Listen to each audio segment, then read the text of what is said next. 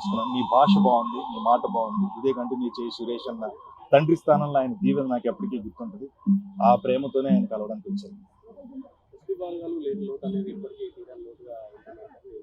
ఖచ్చితంగా ఖచ్చితంగా బాలసుబ్రహ్మణ్యం గారు లాంటి గాత్రం, ఆ గాత్ర శుద్ధి, ఆ గాంధర్వ గానం మన మధ్యనే ఉంటుంది. అందుకే నేను చెప్తున్నా, వినగలం, ఆయన చూడలేము, వింటూనే ఉంటాం. ఖచ్చితంగానండి. ఎందుకంటే రవీంద్ర భారతిలో పెట్టాలనే ఆలోచన ప్రభుత్వాన్ని మనస్ఫూర్తిగా అభినందిస్తున్నాం రేవంత్ రెడ్డి గారికి. అండ్ ఏదైతే ఈ నిర్ణయం ఇక్కడ పెట్టాలని తీసుకున్న ప్రతి ఒక్కరికి. ఎందుకంటే రవీంద్ర భారతిలో కొన్ని వేల వందల పాటలు పాడి లక్షలాది మందికి ఇక్కడి నుంచి ఆయన తన పాట ద్వారా పరిచయం అయ్యారు. అటువంటి ప్లేస్ లో, పుణ్యభూమిలో ఇలాంటి ప్లేస్ లో ఆయన విగ్రహం పెట్టడం చాలా గొప్ప విషయం. ఆయన ఇక్కడికి ఎవరైనా బాలసుబ్రహ్మణ్యం గారు మనస్ఫూర్తిగా నిండుగా మనసు తీసుకున్న వాళ్ళందరూ ఇక్కడికి వచ్చి నమస్కారం చెప్తే సార్. అంటే విగ్రహావిష్కరణ ముందుకు చాలా వరకు విధాలు జరిగాయి.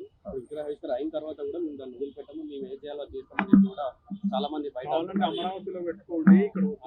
ఏం చెప్తారు వాళ్ళకి?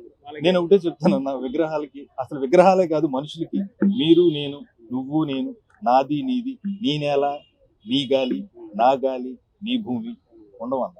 ముఖ్యంగా కళాకారులకు అసలు ఉండవు. నేను మనస్ఫూర్తిగా చెప్తున్నా, బాలసుబ్రహ్మణ్యం గారు అందరి మనిషి, అందరి ఇంట్లో మనిషి. ఆ విగ్రహం విషయంలో లానడం అనేది చిన్న బాధ కలిగింది. మెయిన్ రీజన్ ఏం చెప్తున్నా అంటే ఆనాడు జేజేగా తెలంగాణ సాంగ్ బాగాలేదు కదా, దానికోసం మేము అందరం కూడా అడ్డుకుంటున్నామని. ఒకటే అండి, ఒక చోట ఇక్కడ పాడలేదు, అక్కడ పాడలేదు, ఎక్కడ పాడలేదు. ఆయన మనసు అంటూ ఉంటుంది, ఆయన నిర్ణయం ఉంటుంది, స్వనిర్ణయం తీసుకుంటారు కదా. ఆయనకి ఏదో మనసుకు బాధ కలుగు, లేకపోతే ఏదో చిన్న ఇబ్బంది కలుగు పాడి ఉండకపోవచ్చు కదా. దాన్ని మనం స్వాగతించాలి తప్ప. అలా ఎప్పుడూ లేదండి. నాకు తెలిసి నేను యాజ్ అన్ యాంకర్ గా బాలసుబ్రహ్మణ్యం గారిని చాలా సార్లు ఇంటర్వ్యూ చేస్తున్నాను. ఆ మనసు ఎప్పుడు అలా ఆలోచించే మనిషి కాదు, అలాంటి మనసు కాదు.